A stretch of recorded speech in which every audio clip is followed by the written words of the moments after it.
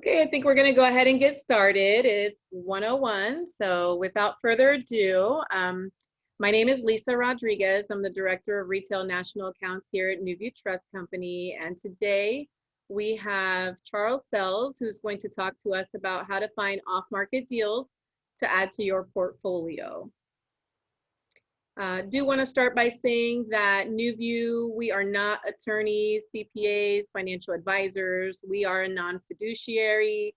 So everything that's provided today is strictly for educational purposes. We do encourage you to consult with your professionals and do your due diligence as well. Newview, we are a custodian. We custody over $1.4 billion in assets. We've been in business for 17 years. And we have close to 50 employees here in our Longwood, Florida office.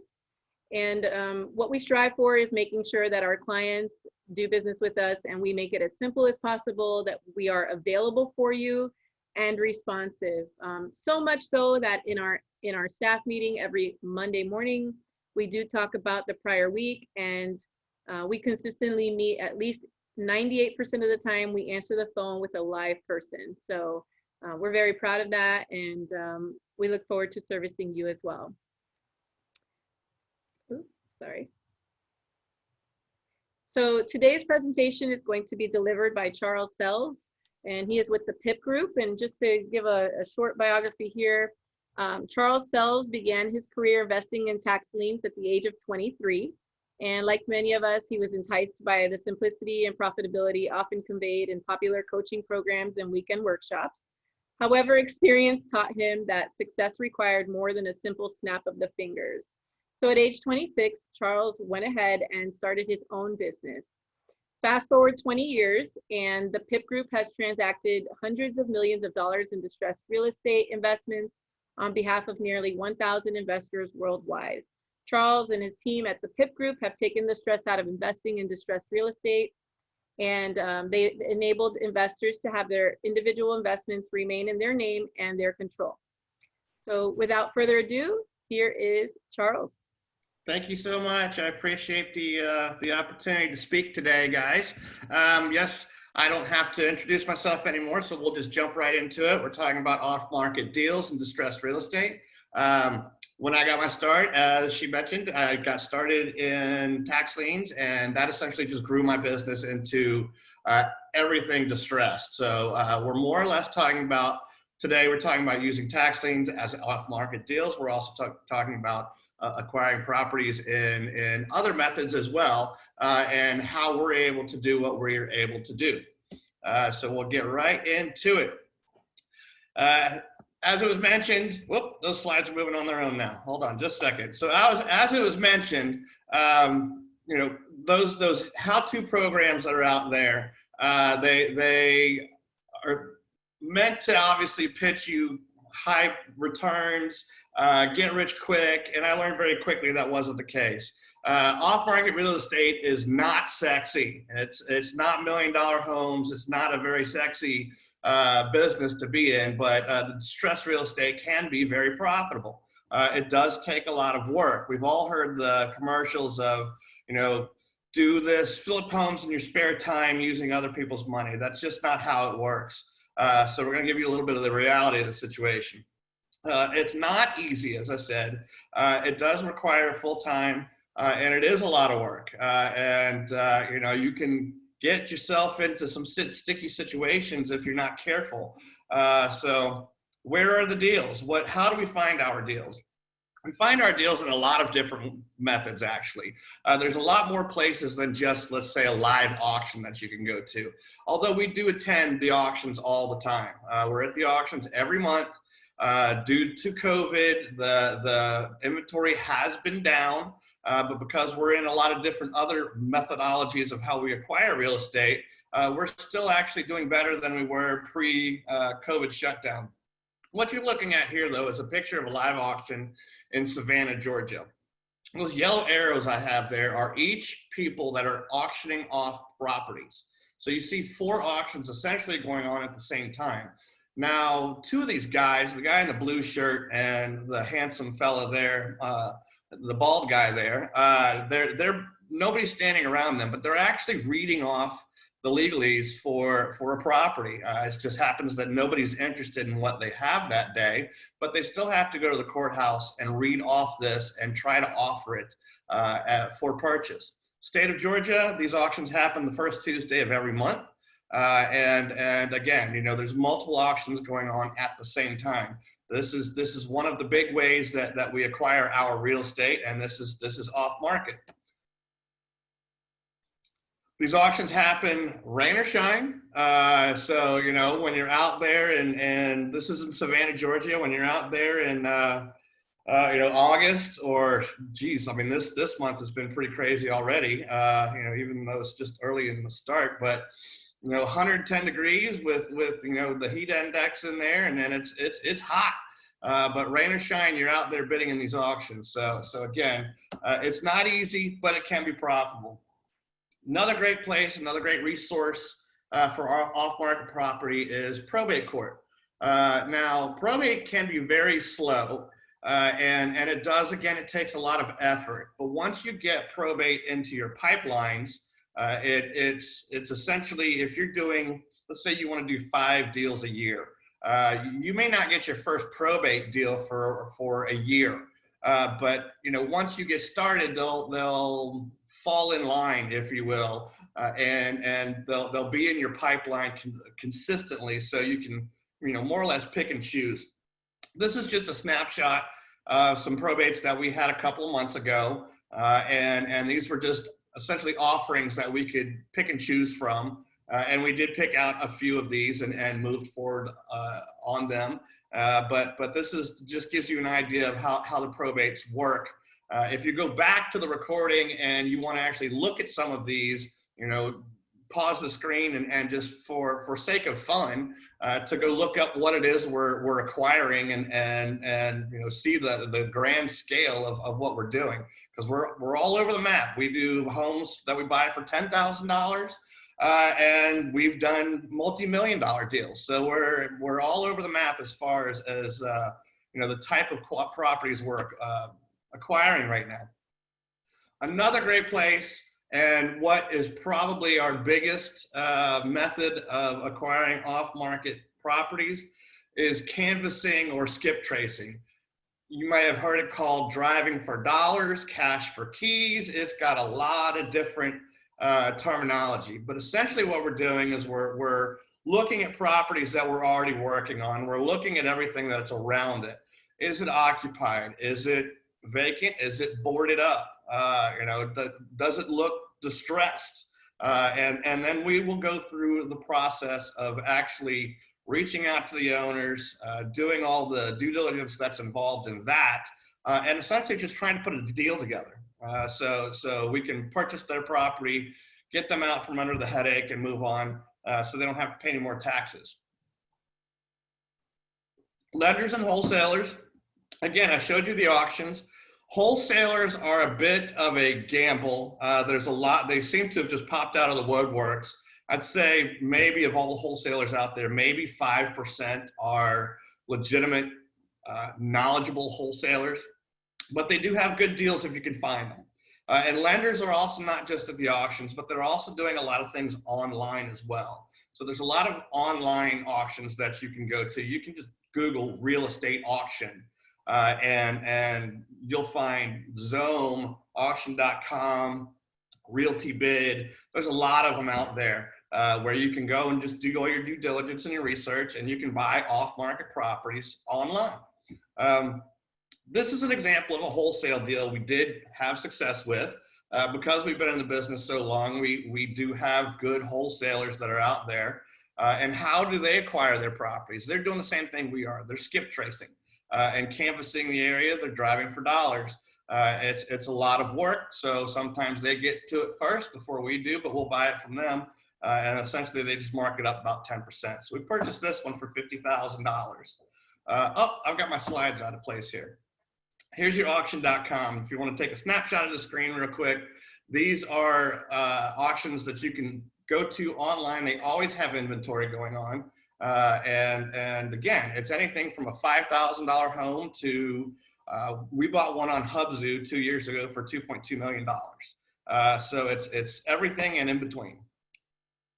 Tax distressed is also a really good method of acquiring property off market and for steep discounts. As I mentioned, that's how I got started in this business to begin with, was buying tax liens and managing tax liens.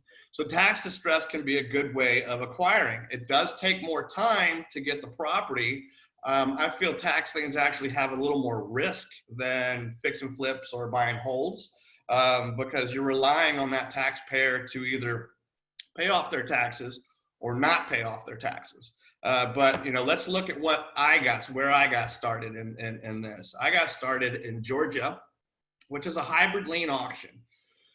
The reason it's called a hybrid lien auction is because you go to the auction and you're buying a tax lien, but they're actually giving you a tax deed to the property. Now you can't do anything with that tax deed. You have to hold on to it and give them the right to redeem those taxes. The beautiful thing about it is they pay 20% whether they pay the first month or the 12th month. And they only have 1 year to redeem it. Then you can start the foreclosure process. Premium bids earn the full penalty, which we're going to talk about premium bids. That's essentially, if I buy a tax lien for $100,000, the taxes may have started out at $2,600. So if the taxes were sold, taxes advertised were $2,600, and then I actually bought it for $105,000 because it's a $175,000 home, the premium bid on that is $102,400. My 20% is earned on the total. So we're talking about acquiring properties off market and quickly to do your traditional flips, that sort of thing. Hybrid liens are a great way to, if you will, start small, because you're going to get a great penalty out of it, or you're going to get the property. It's one of those two things going to happen. Yes, you have to hire an attorney and go through the legal processes to do it, but that 20% is earned on your total investment, not just the taxes advertised. So you're going to get 20% on your $105,000 essentially. So if it redeems, great, you made 20%. If it doesn't, great, you got a house for 60, 70 cents on the dollar. So that's essentially how I got my start in acquiring real estate was in Georgia tax sales. Secondary market tax liens and pre-deeds are also a great way to acquire property.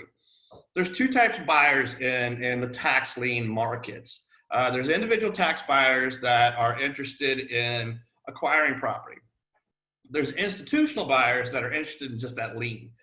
They don't want to take on the REO or the liability of owning the asset or the property. So they offload these on secondary markets. So there's places you can go, websites that offer the purchase of secondary market tax liens that are essentially ready for foreclosure. Pre-deeds is essentially the same thing, but you take it a step further. So in order to protect their interest, institutional buyers, they need to go ahead and initiate the foreclosure process, but they still might not want the property itself because, again, they consider that a liability to them.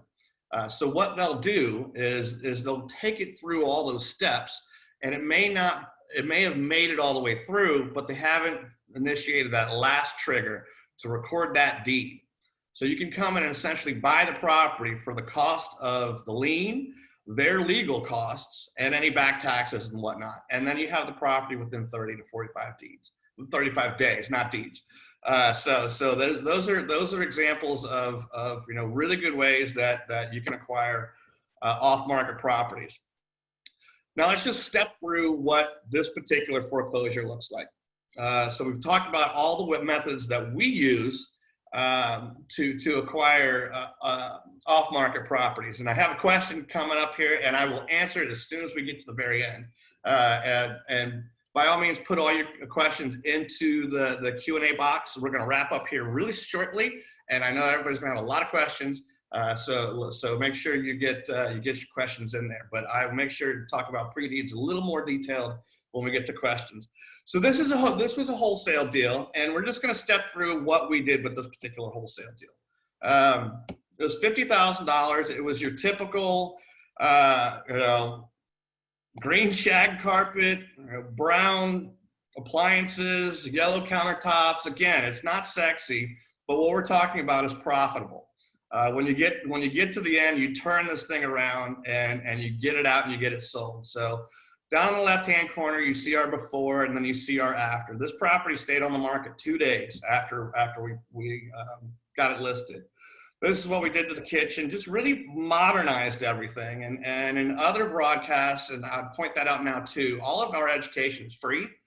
We don't have a subscription or anything like that. We talk in a lot of detail about our fix and flips, the fact that we use certain colors on all our projects, how that can save you money as well.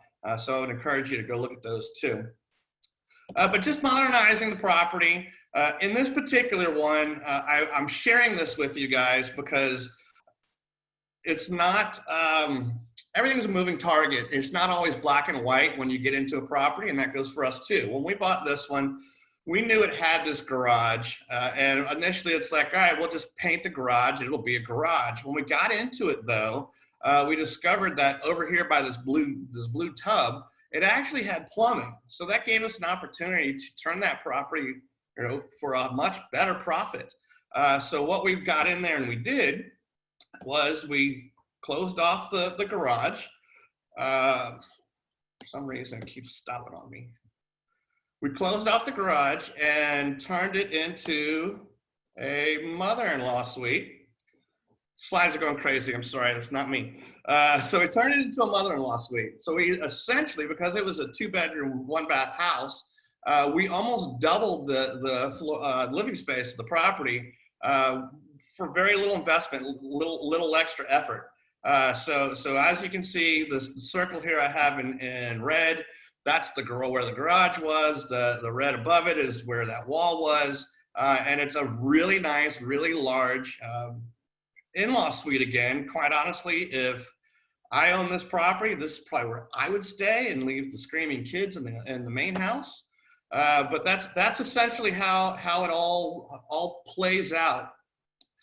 Now, we love working with SDIRAs, and one of the reasons we love working with them is because usually they are passive investors that are just essentially scared of the stock market as much as I am.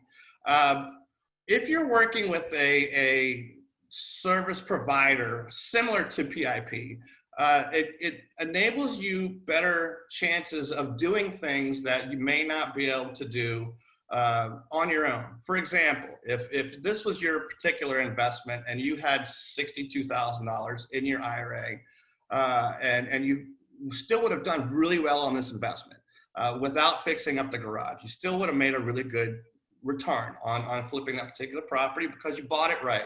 I always say everything works if you buy right. So if you bought it right, you still would have been able to do great.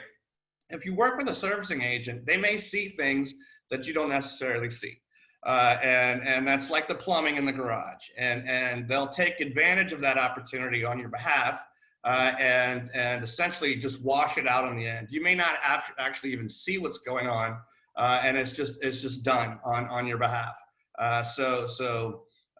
Sometimes the IRA may be limited to how much potential it can provide, but you can actually get out there and do something with a servicing agent, which may provide you more opportunity. That's pretty much all I have for you guys. I know there's only 3 questions so far. So by all means, get in the Q&A. I see some chat, but let's go back and talk about the first question was, where did it go?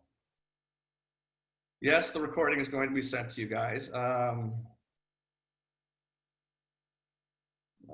In-law suite, how many square feet was added? It was about an extra 800 square feet was added. Let's get in the chat here. Maybe that's where the other questions are. Okay, so pre-deeds. Let's talk about pre-deeds. That was the first one that popped up. Pre-deeds, an institutional tax buyer, his buying power, because they leverage their capital, is based on the amount of REO they hold or don't hold. In order for them to be more successful, they need to have less REO, i.e. properties.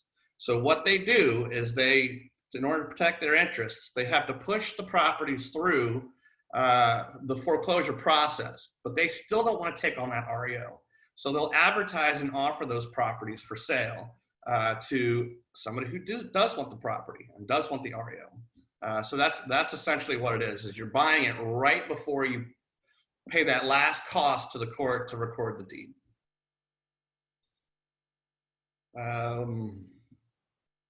Liz, feel free to jump in here and help with these questions if you want. What are the name of your colors? Are those 5-inch baseboards and door casings? That's very observant of you. Yes, what we use a Behr brand. It's called light French gray. We use that on all of our properties. We use flat paint because it hides imperfections and gets you out of there quicker.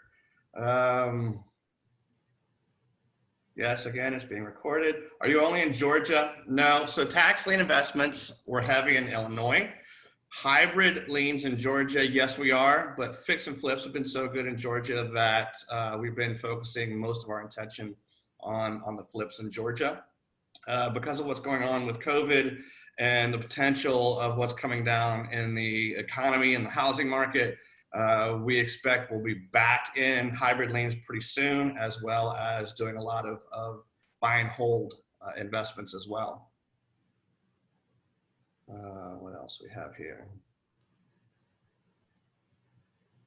Opportunities in Florida. That's a great question. So opportunities in Florida, yes, they are, but Florida is really primarily an institutional state, if you will. For tax liens, definitely it's all institutional, but Florida does have a very unique property tax system. So they sell tax liens, but they also have those liens resold at another auction as a tax deed auction. So all those institutional buyers, they're hoping that those liens are picked up by tax deed buyers.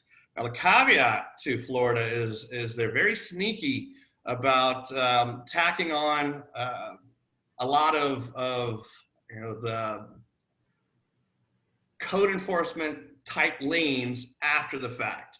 So you have to be very careful and do a lot of due diligence on acquiring tax default real estate in Florida. As far as fix and flips in Florida, we don't do a lot of it because, again, there's a lot of institutional buyers that do it.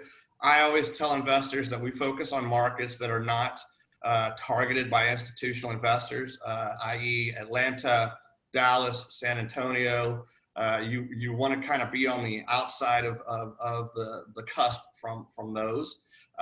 So Florida is just not, it's not there for us. So the market we are in right now, our biggest market right now is Savannah, Georgia. We're also in parts of North Carolina, but Savannah is after COVID, we are really reeling everything back into Savannah, Georgia, because we control that market. We are the biggest buyer in that market. Yeah, so we're not in Florida, but we're heavy in Georgia. No, not flat paint on baseboards, oil-based white gloss on baseboards. Flat on walls. These are fun. No, we're not doing funding deals with just IRAs, but IRAs definitely represents probably 70% of our client base. Oh, now I got a bunch over in Q&A. Liz, you just let me know if you want to jump in on this. It's fine. I don't want to touch the screen because I know you can see the questions on that side. So let me know if I can help. Okay. Recorded, yes. How much is the program? Square feet added. So Martin, so yes, pretty much right now we are only buying in Savannah. And again, all our broadcasts are free and you can find them on our website and on our YouTube channel. And there's a very extensive educational webinar. There's no sales in that as well. That explains why we like Savannah and why we stay out of other markets. You don't want to invest in your backyard. You want to invest where you're going to make money. And with today's technology, it's very easy to do that. And we've all still got kind of this old school mentality that you need to be on top of your investment. So it needs to be close to home. That's just not the case. Validate, verify particular. So validate and verifying a particular wholesaler that's high quality and knowledgeable. It's hard. It's hard because again, it's a fraction of what's out there, and the reason is because a lot of these folks have bought these programs that we discussed at the very beginning that explain this get rich idea of it's called an assignment contract. So essentially, they go to a homeowner. And they say, here's $500 today. Can I try and sell your property over the next 30 days for X? And then they mark up that assignment contract and try to offload it to folks like us. So the best way to vet them is understand how many deals they've done, see if they've actually already selected an attorney for the closing, and then contact that attorney. The other thing that's very important, because even good wholesalers that come through to us, they'll send us their assignment contract, and all that's saying is that we're taking over the contract for X amount of dollars that he has in place with the homeowner. But if they don't share the contract that they have with the homeowner, it's like buying a car sight unseen. You don't know what you're buying. That assignment contract could mean anything. It could mean you're just buying a quitclaim deed. So you need to have the assignment contract in front of you, and you also need to see what that wholesaler's deal is. Sometimes they don't want you to see that because they don't want you to see how much they've marked up that property. But good for them, because if it's still a good deal for you, if you think you're still buying right, then they've done a good job of what they do. So as far as validating and vetting them, it's hard, but if you check with the closing attorney if that's available, if you by all means always look at the contract they actually have with the homeowner, then you can certainly vet the process down pretty well. Buy property, just land via tax deed. There's a lot of land. I will tell you there is a website. So we're talking about buying land via tax deeds, just buying land. If you reach out to me, Stephanie, I can give you the contact of a guy that buys most of the land via tax deed around the country. We don't do it, but depending on the state that you're interested in, he probably has it. He's a very big land buyer. All he buys is tax distressed land, and he buys it from all the institutional buyers.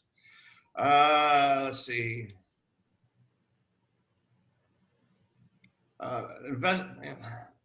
Janet, yes, reach out to me. I don't want this to get too advertorial, so we can definitely talk. My email is charles@pipgroup.com. So absolutely reach out to me and we can talk.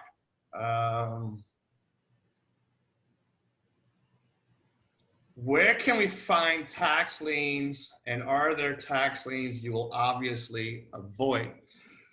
So Kevin, depends on the state.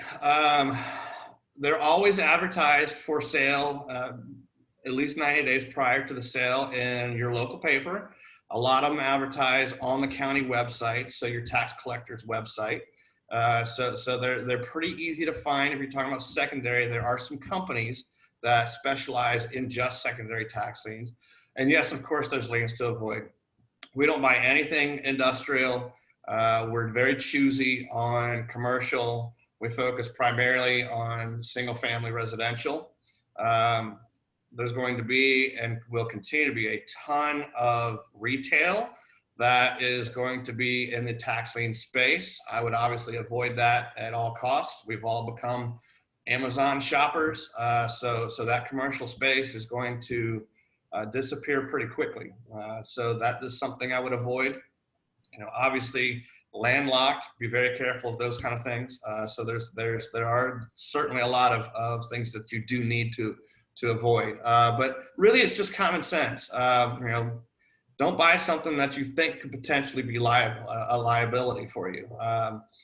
Sometimes we buy liens that, the houses are distressed or dilapidated, but they've got value if we can acquire them, down the road. But again, that can be risky because the town may come in while you have no right to the property, and they may start tacking on liens for boarding it up, or even tear it down, and you're then left with essentially the land, if you will, at a substantial cost.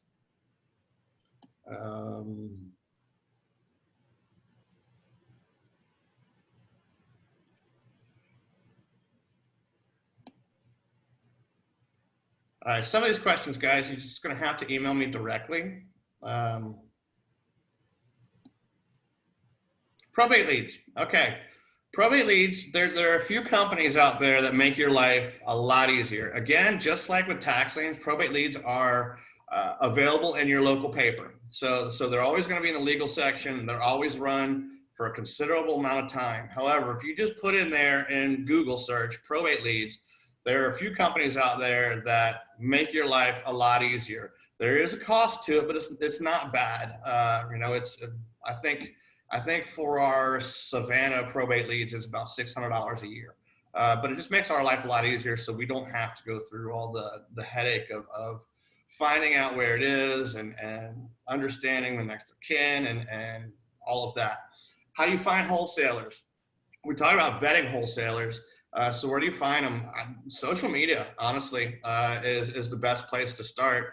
And it's also a good way to vet them. I didn't mention that earlier, but if you just start, kind of creeping their social media pages, the good ones will show up and speak in the proper terms and logic. There's 1,000 wholesaler pages out there, and when you see one that's asking a question, how do I calculate after repair value? Well, that's clearly somebody you don't want to talk to. But if you see somebody that's consistently posting properties again and again and again and again on that page, that's somebody that knows what they're doing. But social media is where we started, and now because we do in such volume, now they come to us. Yes, flat paint on ceilings, Greg. On average, how long do you typically have a property on purchase, flip, and resale? So our goal is 9 to 12 months. Let me tell you how we get there. So if we buy the property at an auction, and we buy it in July, we're likely not even going to have the deed to that property until October. So we're not going to touch that property until we have a deed.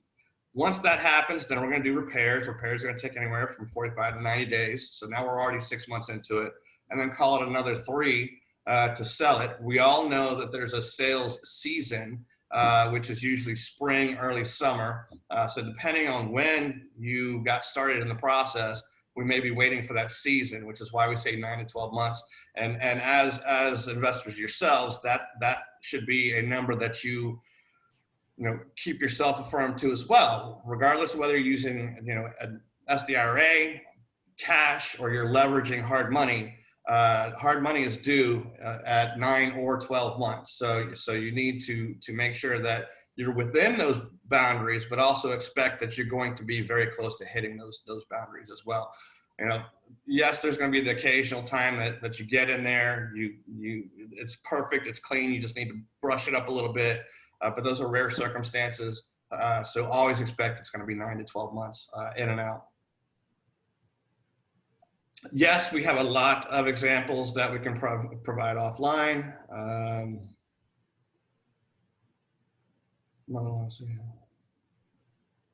No, Derek, the mother-in-law suite did not add any time to the project hold time due to the permitting. It did not.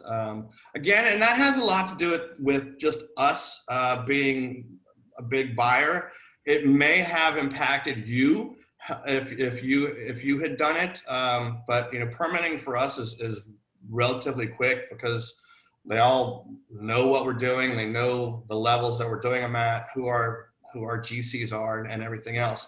So it could impact you as an individual, but no, it did not in this case. Hector, off-market multifamily deals are awesome. but they're very rare. We do love them. Every time one comes through our pipeline, we jump all over it. But you know, in 100 properties a year, we may come up with 2 or 3 multifamily.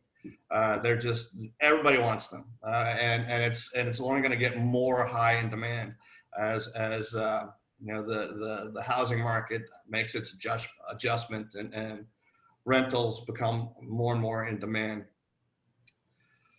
Favorite properties to purchase. 3-2s are obviously always the bread and butter.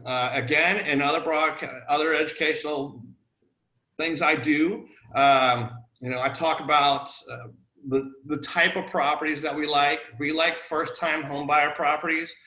We don't like glitz and glam.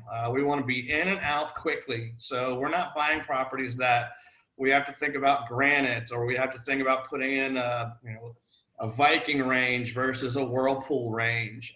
We want properties that, you know, we're acquiring for $100,000 and we're moving them out the door for $160,000. So 3-2s are great, but always be looking at first-time home buyers. Also always be looking at properties that if the market's going to change, which it's going to, but we just don't know how much, you want to be acquiring properties that if flipping becomes a problem, like it did in the last recession for a little while, that they're still going to cash flow really well as a rental.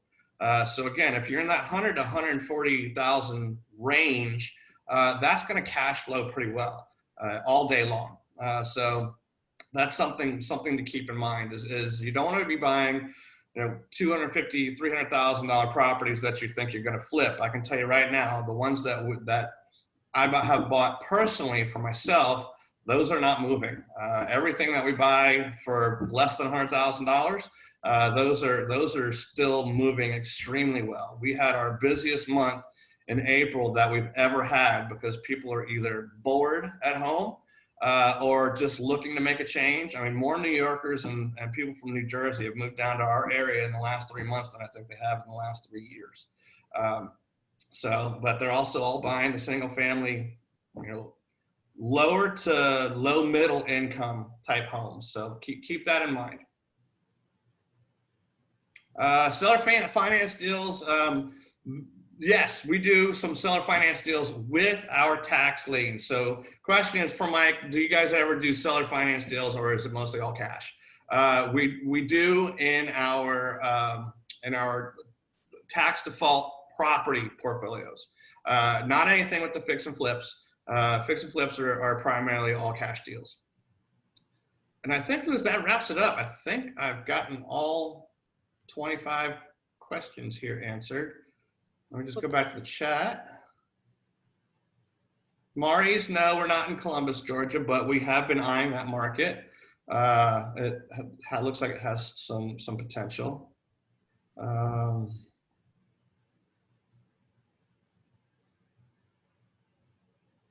And the rest of them, you guys just have to reach out to me in order for me to answer those. Well, thank you so much, Charles. We appreciate it. We appreciate your time today, and we appreciate all the questions and the activity. If you have any questions in regards to self-directed IRAs or how we would be able to fit in with this, you can give us a call at the number there. You can take a screenshot, or you can text us if you'd like to know more information and get an e-guide. And we appreciate you being here today. Have a great day. Thanks, guys. Appreciate the time and the opportunity. Bye. Bye-bye.